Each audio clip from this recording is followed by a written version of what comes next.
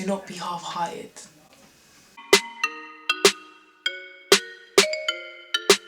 Don't be half-hearted in what you're doing. It's a no from me, mate. It is a no from me. When you do things half-heartedly, you have to ask yourself, why have I done this half-heartedly? Why have you only put half of your efforts in? Whatever you're doing, jump in with 2 feet. Do you understand? Jump in with 2 feet. The way some of these 3-year-olds who can't swim just jump into the pool recklessly, like, it'll be the first time they're getting into a pool, they don't know how to swim, nothing, but they'll just jump in with both feet, like they'll just take that big leap of faith. That's how you need to jump into life, you know. That's how you need to jump into new situations. That's how you need to jump into your ideas. Speaking to my friend yesterday, it just sparked something in me. Do you get it? Why are you coming fast?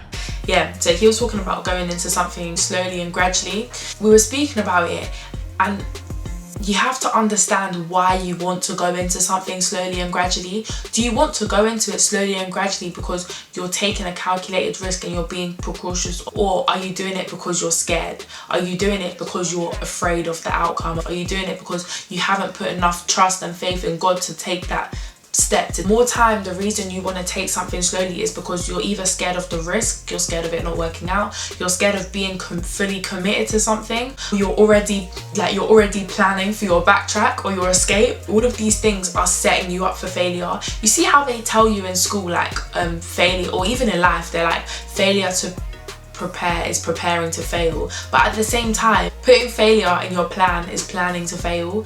I'm not being naive and saying don't have like a contingency plan, for example. So if you are doing something like starting a business, you have to be prepared for all possibilities that can happen.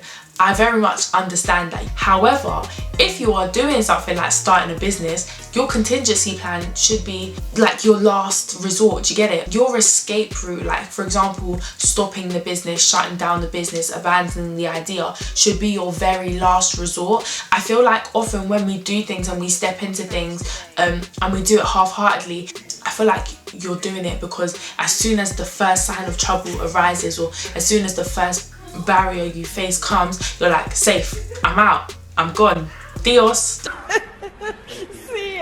That's what I feel like a lot of people are doing, and they're just using it as an excuse. Like, if you never really fully committed yourself, you can easily say, I just decided not to do it anymore, or do you know, I feel like this plan wasn't really for me. If you're worried about the failure, plan it out, think about it thoroughly before you jump in, and then jump in with both feet, or jump in with both feet and sort out the details afterwards. It's so loud. So you might be recording. I am. Good evening, everyone. How you doing?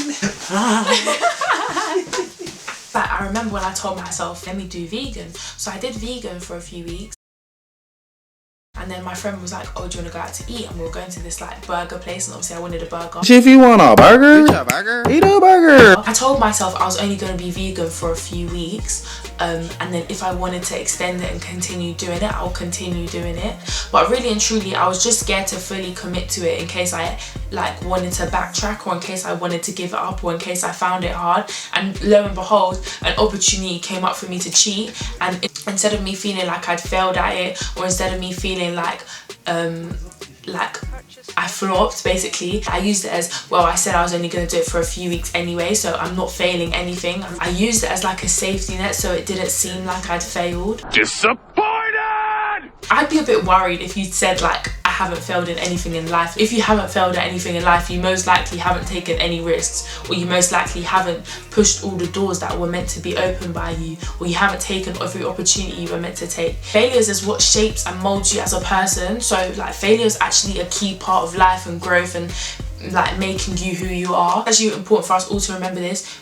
Nothing is worth doing unless you're putting your all into it. Put 100% of what you have into it, so at least you can say, I tried my hardest, okay, it failed, but what can I now do to fix this? Or how can I work my way around this? Or maybe this wasn't God's plan for me, let me find another route, or let me find God's actual purpose for me, and I'll put the same amount of effort I put into this, and if it's God's purpose, then it will be successful. So all that hard work will pay off. Imagine if you only put 50% of your effort in, and then whatever you've put 50% into is successful. Okay, cool, it's successful, but imagine what it could have been if you jumped in with both feet. Imagine what it could have been if you put 100% effort in.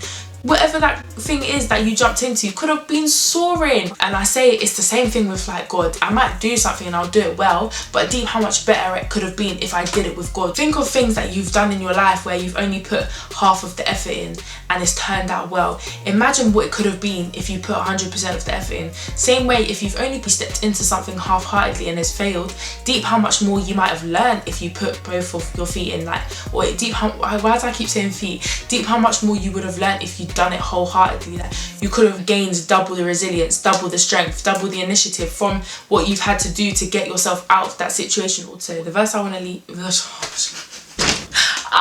verse I want to read is Jeremiah. The verse I want to read is Jeremiah 29:11. I need to start articulating myself better. For I know the plans I have for you, says the Lord. They are plans for good and not for disaster, to give you a future and a hope. In those days when you pray, I will listen. If you look for me wholeheartedly, if you look for me wholeheartedly, you will find me. You will find me, you will find me. How mad is that? So like, God knows what he has in store for you. You have to put your trust in him that what he has in store for you is better than you can possibly imagine. Don't limit what God can do. Don't limit what God has planned for you. Don't ever think that what you have planned for yourself is more than what God plans for you. God plans to maximize your potential. What you have in your mind, if it's not aligned with what God has in mind for you, then it's not the maximum of your potential. So it might seem like the best possible option for you now, but God has better for you. Like, have faith that he actually has better for you. His plan is more than what you can imagine.